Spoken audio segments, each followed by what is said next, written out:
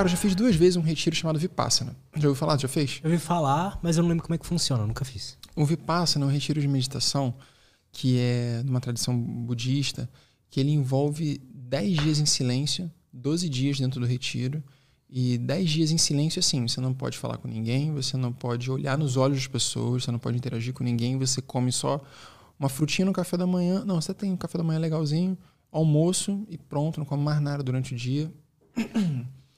E você faz 10 horas de meditação por dia. 10 horas de meditação por dia. Vai ser 10 horas do seu dia que você vai sentar e você vai ficar sem se mexer, só com atenção na sua respiração. Os 3 primeiros dias, eles vão passar uma técnica de meditação que eles chamam de Anapana, que é uma técnica de você fazer somente concentrar sua atenção na sensação do ar tocando aqui, nesse bucinho aqui, ó. Então assim, eu tô 100% do tempo respirando. E todo momento que eu tô respirando, o ar entra, ele passa aqui, entra na minha narina, ele sai daqui, ele passa aqui nesse bucinho de novo. 100% do tempo. Só que eu não tô percebendo, eu não tô tendo ciência disso. E eu desenvolvo minha atenção para olhar para isso. Para quê? Para poder ter um espaço bem minúsculo, uma coisa bem sutil. E poder trazer minha atenção pro sutil. E isso, cara, é 3 dias de amolação do machado. 3 dias se preparando. Para então, no 4º dia, você começar a fazer a técnica de Vipassana, de fato, que é uma técnica de varredura corporal, que eu não posso ensinar, tipo, eles pedem para não ensinar, é uma coisa que deve fazer na prática lá. Mas é uma técnica de varredura corporal que você então vai começar a investigar essas tensões que eu falei no corpo. Como eu falei, são muitas ferramentas para chegar no mesmo lugar. Então tem várias formas de a gente liberar esse anéis de tensão, inclusive sentado, parado, sem se mexer, meditando. Só usando da mente. Para você perceber que toda vez que eu tô aqui, e já passou tipo 40 minutos de meditação e eu não sei, porque eu tô de olho fechado. Tempo não existe nesse momento. Eu tô aqui 40 minutos de meditação, daqui a pouco começa a dar uma fisgada na virilha que, meu Deus do céu, o que eu tô fazendo aqui? Eu vou abrir o olho, vou dar na cara desse monge, eu vou sair correndo. Dá muita raiva. Tipo assim, tu vai sentir todas essas emoções difíceis, sabe? Raiva, angústia, desespero, medo. Tu vai sentir todas essas coisas durante esses 10 dias, sabe? Tudo isso começa a vir à tona e te ajudar a olhar para isso. Te ajudar para os momentos onde isso começou a se originar. E que marcas que deixaram na sua mente. Como a gente pode usar essas emoções para aquilo que elas servem. A raiva, por exemplo, é um sentimento de ação, cara. Sem raiva não existe movimento. Sem raiva, e a raiva é imagina assim, o corpo, é uma máquina do sentir. O corpo é uma máquina de sensações. E aí as sensações têm um espectro. Igual a temperatura tem um espectro de frio e calor. Sensações têm um espectro de dor, prazer. E a gente pode navegar da raiva entre a frustração, tipo incômodo, ou o ódio mortal. E uma coisa vai me levar tipo, a querer mudar alguma coisa. Por exemplo, aquele móvel tá fora de lugar. Isso é raiva. Aquele móvel tinha que estar mais reto. Por que deixou aquele móvel daquele jeito? Já é um pouquinho mais de raiva. Esse aqui foi puto que botou o móvel daquele jeito ali. Quem foi que não limpou aquela parada ali? Sabe? Tem um grau de profundidade até chegar e falar assim, vou dar um soco na cara de quem botou aquele móvel daquele jeito. Verdade. Então, a gente começa a olhar para todos esses sentimentos e como eles trabalham dentro da gente, somente navegando a nossa mente através do corpo e me permitindo dar espaço para eu sentir o corpo. Sentir, como eu falei. A necessidade de aprofundar o sentir. Isso que você falou que você sentiu com a sua namorada, isso é muito especial, cara. E para muita gente, assim, muita gente faz isso muito inconscientemente e muita gente demora muito para conseguir fazer isso de maneira consciente, que é o quê? Sentir o outro, cara. Sentir o outro. Empatia. O quão profunda é a sua empatia? O quanto você consegue simplesmente estar diante do outro ser humano e se botar no lugar do outro. Ver o que essa pessoa está sentindo. E eu tenho certeza que... Tenho certeza não, eu imagino que nesse momento que a sua namorada precisava de uma palavra, a palavra que você deu não foi uma explicação científica e clara sobre como as coisas são. Mas tu só falou com o seu coração algo que talvez para você foi como você atravessou uma situação assim. E aí ela... Meu Deus! Aí ela se emociona. Por quê? Porque tu partilhou a tua verdade nesse momento, tá ligado? Um grau de presença tão profundo que é a tua verdade saindo pela tua garganta e entrando no momento que ela estava precisando disso. E aí você ajuda outra pessoa a atravessar os problemas delas. E isso é muito especial, assim. Isso para mim, para espiritualidade para mim é isso, sabe? Não é uma coisa mística. Para mim, assim, não existe nada que não seja místico. É a mesma coisa, sabe? tem uma briga, cara, e eu já participei dessa briga, de tentar refutar as coisas, sabe? Tipo, não, que não sei o que tá errado, não sei o que tá certo, e esse é o jeito, e essa espiritualidade tem que ser assim, ou então a ciência, blá, blá, blá. Irmão, porra, eu fiz biologia, eu fiz mestrado em engenharia ambiental, eu tive que escrever paper, apresentar artigo, fazer todo esse rolê, tá ligado? E hoje eu consigo olhar e falar assim, cara, tá todo mundo falando a mesma parada. Tá todo mundo falando, até a ciência, tá tentando explicar as mesmas coisas. Que já tem nego há 5.000 anos se debruçando, olhando pra dentro pra chegar nas respostas. Por que eu não vou dar ouvidos pros caras, bro? Por que eu não vou dar ouvidos pra quem já tá, tipo, há mais tempo? Quem veio antes? É o básico, mano. É o básico. Dar ouvido a quem veio antes. E saber que o moderno é fundamental, cara. Hoje eu olho assim que tudo coexiste por uma razão, sacou? O tradicional, a antiguidade, o ancestral, ele morre se não houver o moderno. Fazendo as suas adaptações, ele morre. Ele deixa de existir. E o moderno não existe se não houver alicerce, se não houver algo antigo. Então, pra que tanta reclamação, pra que tanta briga, sabe? Tipo, aprende a olhar de maneira um pouco mais, mais de cima e ver onde é que essas coisas se cruzam. O meu processo de me abrir pra espiritualidade, ele atravessou esse momento, sabe? Foi nesse momento, assim, que eu tava lá na minha viagem pelo mundo, né? E teve um dado dia enfim, uma história longa, não preciso contá-la toda, mas teve um dado dia que eu percebi, assim, foi assim, cara, tá todo mundo falando a mesma coisa. Ciência e espiritualidade, todo mundo falando a mesma coisa. E dá pra ver elos entre as coisas, sabe? E isso eu não tô falando de física quântica, metafísica, nada. Você pode falar assim, ó, tudo é feito de átomo. Tudo é feito de átomo. A frase que me abriu espiritualmente foi assim, tudo é feito de átomo. Foi a frase que me abriu espiritualmente. E eu tava um dia inteiro assim, pesquisando o que é o ego, o que aconteceu antes do Big Bang, por que a gente tá aqui, pra onde a gente vai? Um monte de perguntas complexas, místicas, metafísicas. E aí eu tive que ver um videozinho de um sujeito chamado Sean Carroll, que é um pesquisador cosmologista, um cara matemático, um cara que tava fazendo vídeo, tava fazendo uma palestra refutando a ciência, refutando a espiritualidade, no caso. E tem uma hora na frase no vídeo que ele fala assim, no final das contas, in the end of the day, we all made of atoms. No final das contas, nós somos todos feitos de átomos. Nós somos todos feitos de células, que são feitas de moléculas, que são feitas de átomos. Cara, na hora que ele falou essa frase, minha cabeça fez assim, ó. Aquele meme do cara. Uhum. Que eu fiquei assim, cara, eu aprendi isso no colégio. Todo mundo aprendeu isso no colégio. A realidade é feita da tabela periódica. Você é feito de carbono, nitrogênio, hidrogênio, né? Magnésio, zinco. Eu também sou feito dessa mesma coisa. E a gente também aprendeu no colégio, não estou falando de física quântica não, estou falando de física newtoniana. A gente também aprendeu no colégio que átomo é próton com elétron, com os nêutrons ali rodando em infinita velocidade, criando laços entre eles, né? Fazendo os anéis ali, salto, aquele salto de elétron, aquela coisa, aqueles cálculos malucos que a gente tinha que fazer na aula de química. A gente aprendeu que o mundo é feito daquilo, sabe? E se o mundo é tudo feito disso, é tudo a mesma coisa. Tipo assim, você é feito de carbono, de nitrogênio, e tudo isso é feito de próton. Você é feito de próton. Eu também sou feito de próton e elétron. Então a gente é a mesma coisa. E se a gente é a mesma coisa, por que eu tô aqui por trás desses olhos e você tá aí por trás dos seus? Por quê? O que faz a gente diferente? O que é essa experiência de existir? O que sou eu? Quem sou eu? Essas perguntas começam a se abrir.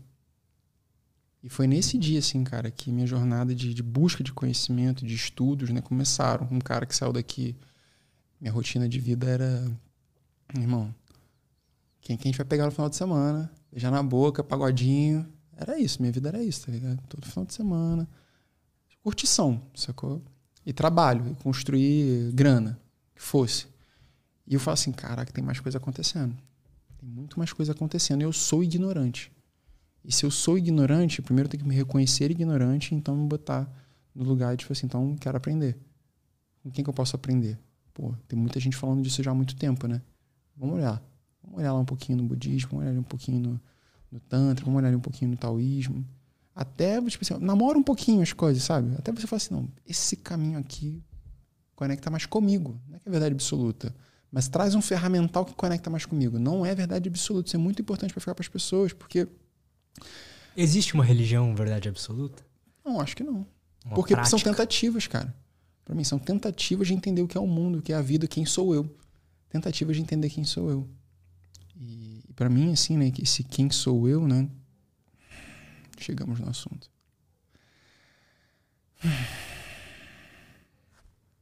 Para mim isso é um processo em movimento, né? Deus, ou a realidade, ou o universo, a consciência, matéria, não matéria, para mim isso é um processo, é um eterno movimento. É um florescimento, decaimento, uma coisa acontecendo. E nós somos mais uma expressão dessa parada acontecendo, igual uma planta ali que está ali crescendo, decaindo e morrendo. Me perguntaram hoje, né? Eu estava em outro podcast, me perguntaram hoje sobre quando foi que eu tive a realização assim, sobre a ilusão da morte. Assim, a morte como uma ideia. Assim, morri. E aí? Tipo, aí tem... Porra, pega o livro Tibetano dos Mortos, vai falar sobre uma pancada de trajetória, assim, passos que a consciência passa depois que morre, para que então possa reencarnar novamente. Enfim, tipo assim, então, tipo, a gente tá aqui ciclando, né? Estamos aqui num ciclo de 80 anos, daqui a pouco a gente se vai daqui, volta para cá de novo. Assim, teve um dia, cara, que eu tava numa cachoeira, assim, com um amigo, e tava voltando da cachoeira e eu queria ser biólogo desde criança, sabe? Sempre tive muita curiosidade pela natureza.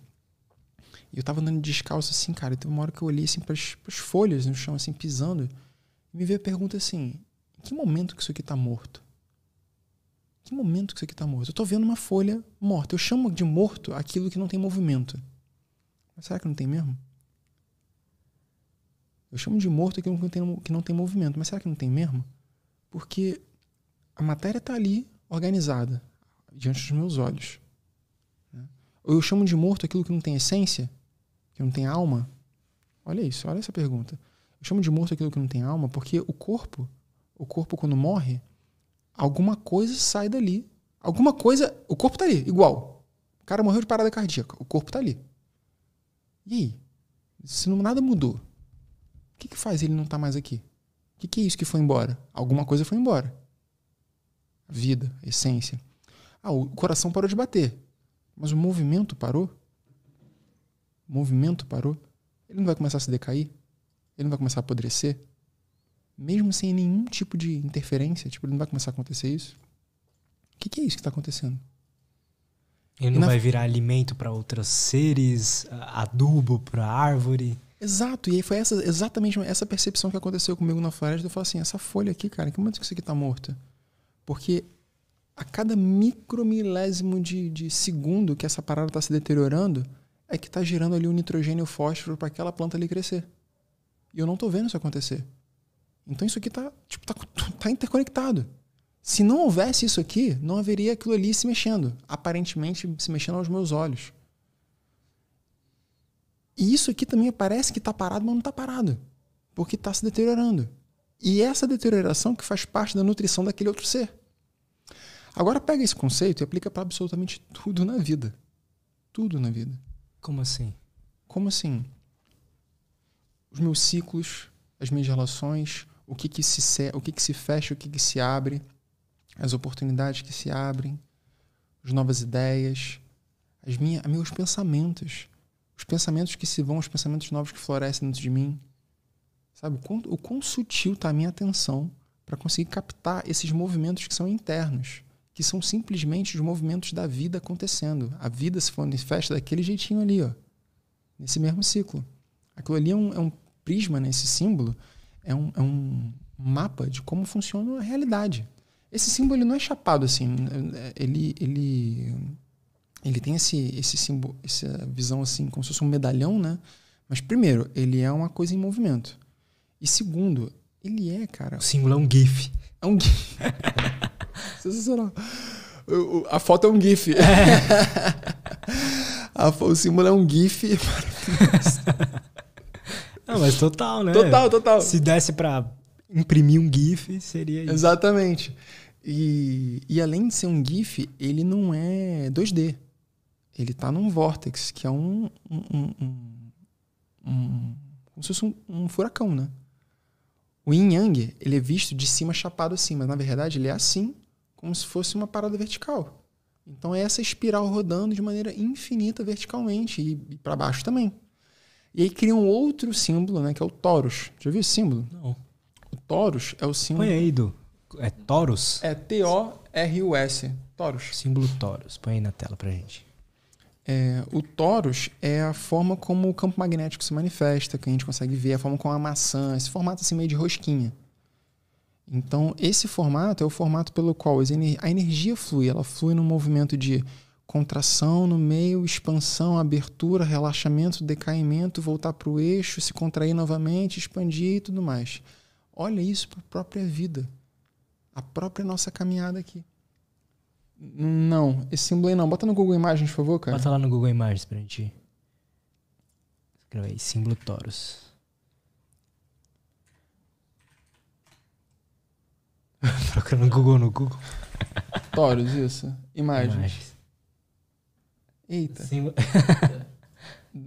Símbolo. Ali, ó. Aquele azul, aquele colorido ali, ó. Isso, por exemplo. Tá.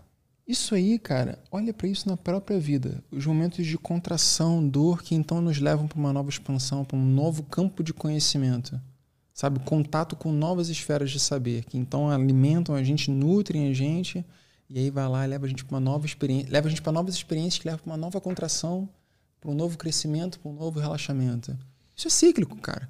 É verdade, a vida é meio isso, né? Você tá num momento ali tenso, ruim, talvez, assim, uma coisa mais difícil. E aí você descobre algo, aí você vive um tempo bem, aí depois de novo, aí depois você vive um tempo bem de novo. Exato. E nesse retiro de meditação, fazendo essa técnica de vipassana, de varredura, a gente vai aprendendo experiencialmente, ou seja, sentindo experiencialmente a compreensão da impermanência, anicca. A gente vai sentindo a impermanência no corpo. Ou seja, existem sensações no meu corpo. Essas travas, esses incômodos, esses pensamentos na minha mente. Esses movimentos, essas ideias, essas coisas todas, essas angústias. E nada disso é eterno. Tudo isso é em movimento. Então, por que eu seguro tanto nisso? Por que eu me identifico tanto com isso? Por que eu baseio esse eu de agora que eu sou através de toda essa bagagem que eu trago da minha vida? De quem eu fui? Por que quem eu fui define quem eu sou? Será que define? Se eu sou um ser em eterna, se eu sou um processo?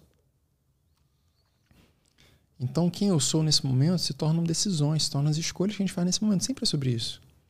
Total. E eu acho que cabe, assim, a gente desenvolver cada vez mais a atenção e sensibilidade, né? Essa dança, pra gente conseguir... Que também a atenção é a atenção, ponto. Só que é a atenção externa ou a atenção interna. Vamos botar assim, a sensibilidade é a atenção interna. Né? Atenção consigo mesmo. Então, a atenção sobre o mundo externo, enquanto você percebe o mundo, e a atenção com o mundo interno, enquanto você sente o mundo. Mas é a mesma coisa. O quanto eu consigo desenvolver isso para que eu, então, consiga dançar esse Torus aí. Não sofrer tanto nos momentos que tiver aperto, saber que é o aperto que está acontecendo, e estar nesse momento, e está tudo bem. Não aproveitar, não me apegar tanto aos momentos de prazer, saber que é o momento de prazer que está acontecendo, e está tudo bem, vai passar também, tudo passa. E eu me torno mais contemplativo da experiência da vida.